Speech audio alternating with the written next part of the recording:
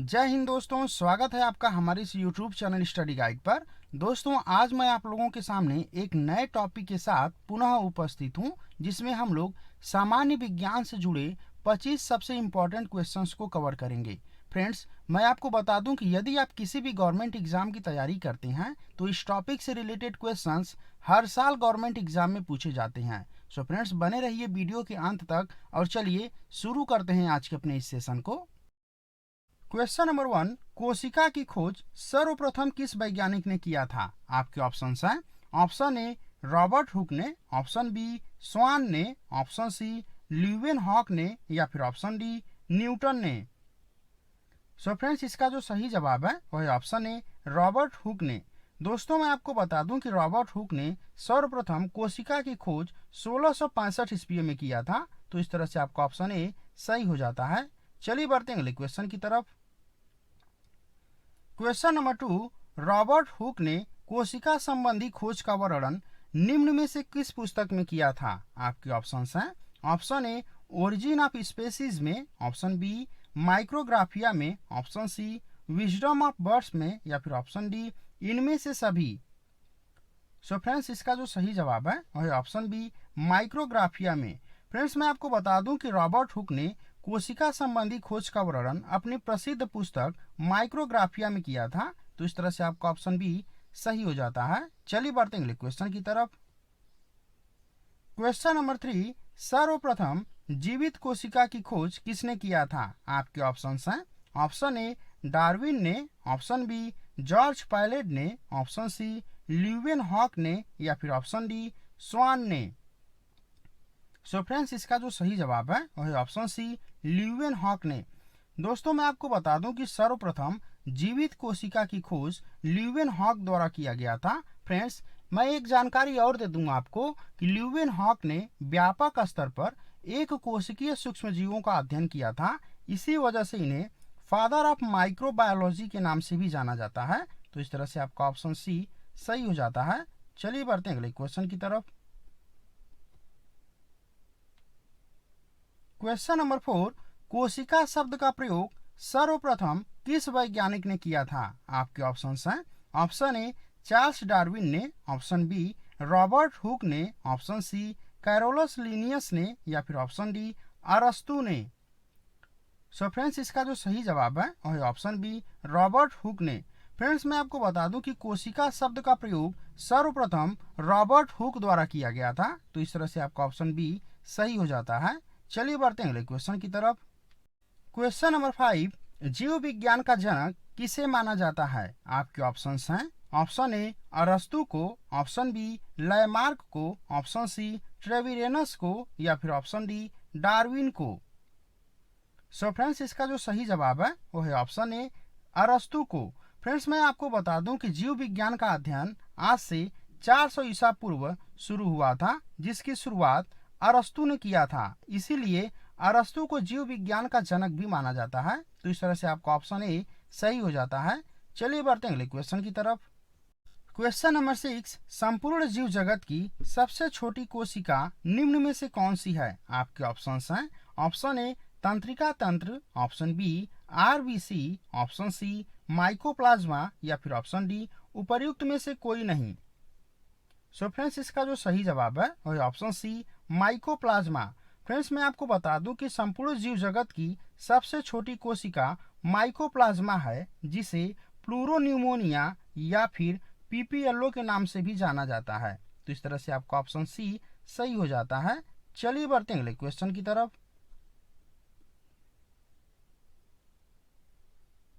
Question number 7, मानव शरीर की सबसे लंबी कोशिका कौन सी है? आपके ऑप्शंस हैं। ऑप्शन ए लाल रक्त कोशिका, ऑप्शन बी तंत्रिका तंत्र, ऑप्शन सी मादा युग्मक या फिर ऑप्शन डी ग्रेन्यूल। सो फ्रेंड्स, इसका जो सही जवाब है वह ऑप्शन बी तंत्रिका तंत्र। फ्रेंड्स, मैं आपको बता दूं कि मानव शरीर की सबसे लंबी कोशिका तंत्रिका तंत्र है, जिसे हम न्यूरॉन्स के नाम से भी जानते हैं। तो इस तरह से आपका ऑप्शन बी सही हो जाता है। चलिए बढ़ते हैं अगले क्वेश्चन की तरफ। क्वेश्चन नंबर 8, जीव द्रव्य की खोज निम्न में से किसने किया था? आपके ऑप्शंस हैं। ऑप्शन ए डुजार्डिन ने, ऑप्शन बी पुरकिंजे ने, ऑप्शन सी थॉमस हक्सले ने या फिर ऑप्शन डी स्वान ने। सो फ्रेंड्स इसका जो सही जवाब है वह है ऑप्शन ए डुजार्डिन ने। फ्रेंड्स मैं आपको बता दूं कि जीव द्रव्य की खोज डुजार्डिन द्वारा किया गया था, तो इस तरह से आपका ऑप्शन ए सही हो जाता है। चलिए बढ़ते हैं अगले क्वेश्चन की तरफ।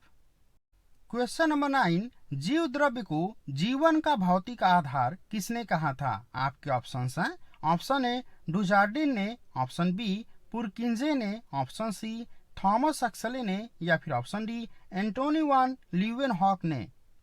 सो फ्रेंड्स इसका जो सही जवाब है वही ऑप्शन सी थॉमस हक्सले ने। फ्रेंड्स मैं आपको बता दूं कि जीव द्रव्य को जीवन का भौतिक आधार थॉमस हक्सले ने कहा था, तो इस तरह से आपका ऑप्शन सी सही हो जाता है। चलिए बढ़ते हैं अगले क्वेश्चन की तरफ। क्वेश्चन नंबर 10, कोशिका भित्ति निम्न में से किसमें पाई जाती है? आपके ऑप्शंस हैं। ऑप्शन ए पादप में, ऑप्शन बी कवक में, ऑप्शन सी जीवाणु में या फिर ऑप्शन डी उपर्युक्त सभी में। सो फ्रेंड्स इसका जो सही जवाब है वह है ऑप्शन डी उपर्युक्त सभी में। फ्रेंड्स मैं आपको बता दूं कि कोशिका भित्ति जंतु कोशिका में नहीं पाई जाती है, यह केवल पादप, कवक, जीवाणु एवं साइनोबैक्टीरिया में उपस्थित होती है, तो इस तरह से आपका ऑप्शन डी सही हो जाता है। चलिए बढ़ते हैं अगले क्वेश्चन की तरफ। क्वेश्चन नंबर 11, कोशिका का पावर प्लांट निम्न में से किसे कहा जाता है? आपके ऑप्शंस हैं। ऑप्शन ए गोल्जी काय को, ऑप्शन बी माइटोकॉन्ड्रिया को, ऑप्शन सी लाइसोसोम को या फिर ऑप्शन डी राइबोसोम को। सो फ्रेंड्स इसका जो सही जवाब है वह है ऑप्शन बी माइटोकॉन्ड्रिया को। फ्रेंड्स मैं आपको बता दूं कि कोशिका का पावर प्लांट माइटोकॉन्ड्रिया को कहा जाता है, तो इस तरह से आपका ऑप्शन बी सही हो जाता है। चलिए बढ़ते हैं अगले क्वेश्चन की तरफ। क्वेश्चन नंबर 12, माइटोकॉन्ड्रिया की खोज किसने किया था? आपके ऑप्शंस हैं। ऑप्शन ए अल्बर्ट वान कोलकर ने, ऑप्शन बी बायोबाल्ट ने, ऑप्शन सी कार्ड वेंडा ने या फिर ऑप्शन डी पुरकिंजे ने। सो फ्रेंड्स इसका जो सही जवाब है वह है ऑप्शन ए अल्बर्ट वान कोलकर ने। फ्रेंड्स मैं आपको बता दूं कि अल्बर्ट वान कोलकर ने 1875 ईस्वी में माइटोकॉन्ड्रिया की खोज किया था, तो इस तरह से आपका ऑप्शन ए सही हो जाता है। चलिए बढ़ते हैं अगले क्वेश्चन की तरफ। क्वेश्चन नंबर 13, डीएनए की खोज निम्न में से किस वैज्ञानिक ने किया था? आपके ऑप्शंस हैं। ऑप्शन ए रॉबर्ट ब्राउन ने, ऑप्शन बी जेम्स वाटसन ने, ऑप्शन सी फ्रेडरिक मिशर ने या फिर ऑप्शन डी फ्रांसिस क्रिक ने। सो फ्रेंड्स इसका जो सही जवाब है वह है ऑप्शन सी फ्रेडरिक मिशर ने। फ्रेंड्स मैं आपको बता दूं कि डीएनए की खोज फ्रेडरिक मिशर द्वारा किया गया था, तो इस तरह से आपका ऑप्शन सी सही हो जाता है। चलिए बढ़ते हैं अगले क्वेश्चन की तरफ।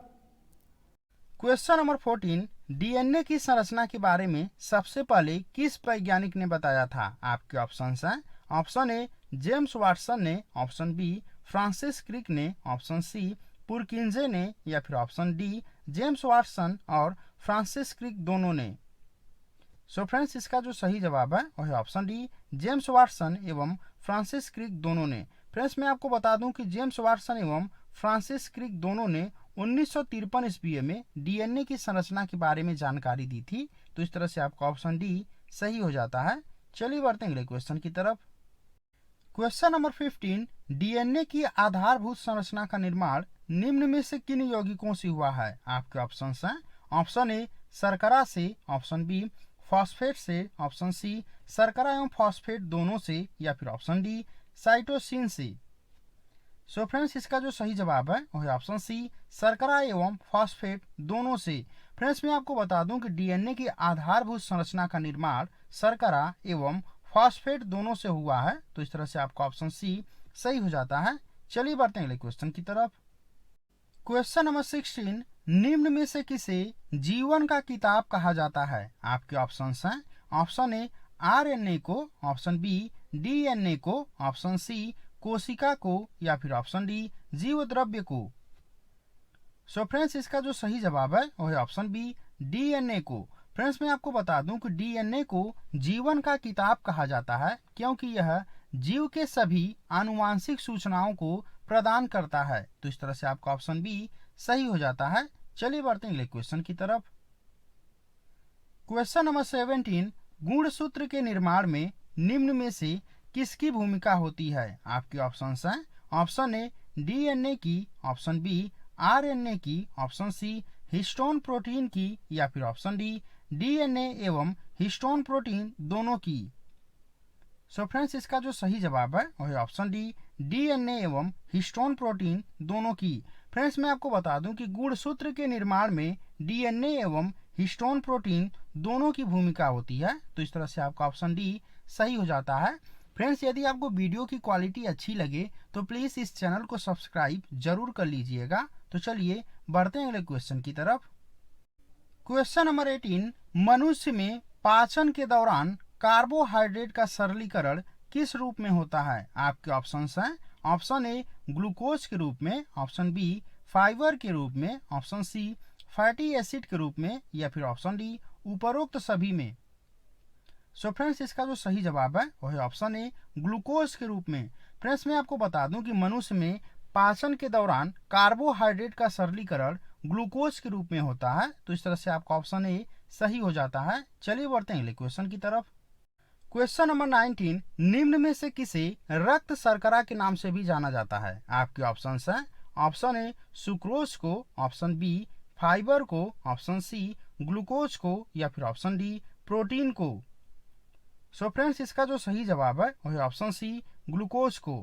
फ्रेंड्स, मैं आपको बता दूं कि कार्बोहाइड्रेट का सरलीकरण ग्लूकोज के रूप में होता है और ग्लूकोज रक्त द्वारा अवशोषित कर लिया जाता है। इसी की वजह से ग्लूकोज को रक्त शर्करा के नाम से भी जाना जाता है, तो इस तरह से आपका ऑप्शन सी सही हो जाता है। चलिए बढ़ते हैं अगले क्वेश्चन की तरफ।